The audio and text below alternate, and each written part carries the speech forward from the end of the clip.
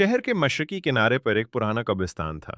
कब्रिस्तान के साथ ही टूटी हुई मस्जिद और मस्जिद के सहन में एक दबला पतला भिखारी रहता था। उसका नाम किसी को मालूम न था। लोग उसे बस भिखारी कहते थे।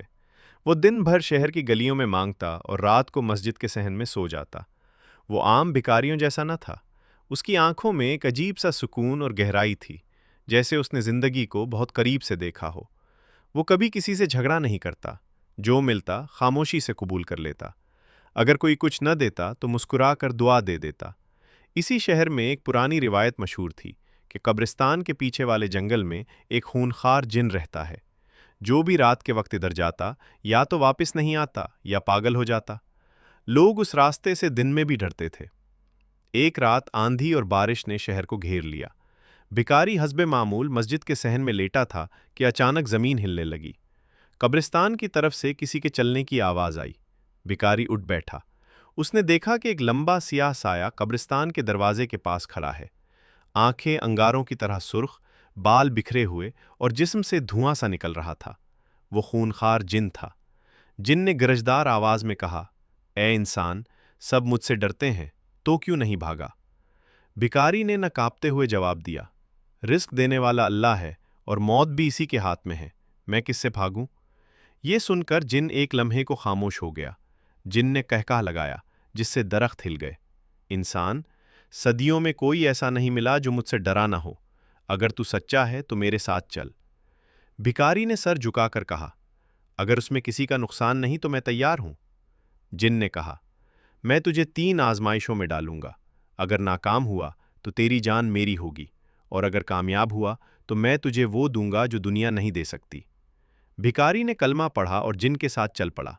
जिन उसे जंगल के अंदर ले गया। वहां एक मैदान था जहां हजारों इंसानी हड्डियां बिखरी हुई थीं। हर तरफ चीखों की आवाजें आ रही थीं। जिन ने कहा, ये वो लोग हैं जो डर गए, यहां रात गुजार। अगर सुबह जिंदा रहा तो पहली आजमाइश पास। भिखारी ने वुजू किया, 2 रकात नफल पढ़े और अल्लाह का नाम लेता रहा। पूरी रात खौफनाक आवाजें आती रहीं, मगर उसके दिल में खौफ दाखिल न हुआ। सुबह जिन हैरान था।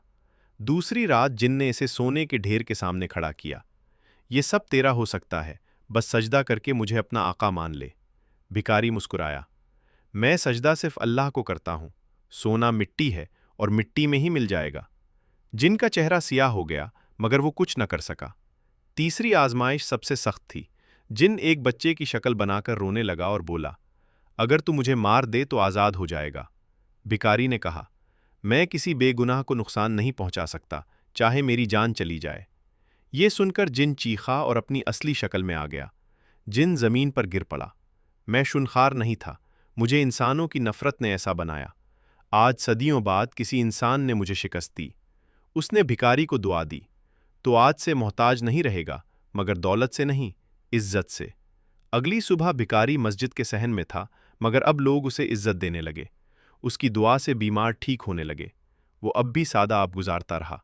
खूनखार जिन कभी नजर ना आया। जंगल महफूज हो गया। ये कहानी हमें सिखाती है कि असल ताकत खौफ, लालच और जुल्म से इनकार में है। जो अल्लाह पर यकीन रखे, दुनिया की कोई ताकत उसे शिकस्त नहीं दे सकती।